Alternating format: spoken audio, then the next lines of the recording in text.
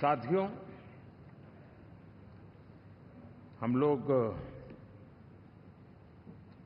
जब 4 जून के नतीजे चल रहे थे, मैं तो अपने काम में कुछ व्यस्त था। बाद में फोन आना शुरू हो गए, तो मैंने किसी को पूछा, यार ये तो ठीक है आंकड़े वांकड़े, तो मुझे ये बताओ कि ईवीएम जिंदा है कि मर गया?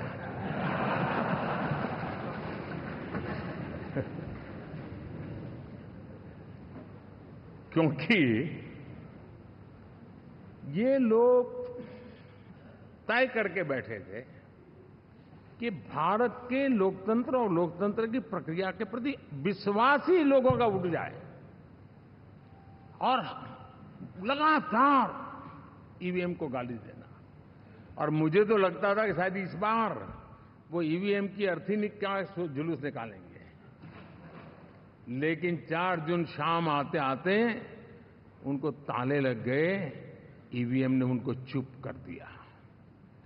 ये ताकत है भारत के लोकतंत्र की, ये ताकत है भारत की निष्पक्षता की, ये भारत की ताकत है भारत के चुनावी तंत्र की, चुनाव आयोग की।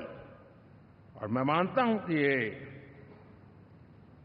आशा करता हूं कि 5 साल तो अब ईवीएम शायद मुझे नहीं सुनाई देगा, लेकिन जब 29 में हम जाएंगे तो फिर से शायद ईवीएम को लेकर के नाचने की शुरुआत करेंगे, क्योंकि इनके सुधरने की संभावना बहुत कम है। आप देखिए, चुनाव के समय मैंने पहली बार देखा, शायद हर तीसरे दिन इलेक्शन कमीशन के काम में रुकावट आए, इसके लिए सुप्रीम कोर्ट के दरवाजे खटखटाए गए, भांति भांति के एप्लीकेशन, और एक ही टोली थी। और लोकतंत्र के प्रति जिनका भरोभार अविश्वास है, ऐसे लोग सुप्रीम कोर्ट का उपयोग करते हुए कैसे रुकावट डाले, इसका निरंतर प्रयास करते रहे।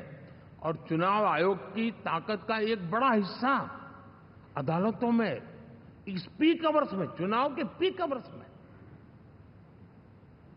यानी कितनी निराशा लेकर के ये लोग मैदान में आए थे कि उन्होंने पूरा हमला उसी इंस्टीट्यूट पे लगा दो, ताकि चुनाव के कोई भी परिणाम आए, हम दुनिया के सामने भारत को भी बदनाम कर लें। ये षड्यंत्र का हिस्सा था दोस्तों, और कभी भी देश उनको माफ नहीं करेगा। साथियों, इंडी गठबंधन वाले जब ईवीएम का विरोध करते हैं तो मैं सिर्फ एक चुनाव के रूप में नहीं देख रहा। मैं मानता हूं ये लोग मन से पिछली शताब्दी के सोच वाले लोग हैं। वे टेक्नोलॉजी को हम महत्व न समझते हैं, न टेक्नोलॉजी स्वीकार करने को तैयार है। और ये सिर्फ ईवीएम में दिखाई दिया, ऐसा नहीं, यूपीआई में दिखाया। जब हमने कहा कि हिंदुस्तान के लोग डिजिटल ट्रांजैक्शन करेंगे, फिनटेक की दुनिया में आज हिंदुस्तान का नाम हो गया, मानने को तैयार नहीं।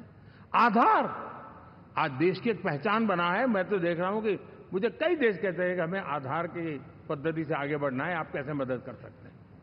उस आधार को रोकने के लिए सुप्रीम कोर्ट में बार बार जाकर के परेशानियां पैदा की। यानी मूलतः ये प्रगति के विरोधी, आधुनिकता के विरोधी, टेक्नोलॉजी के विरोधी इंडी अलायंस हमने देखा है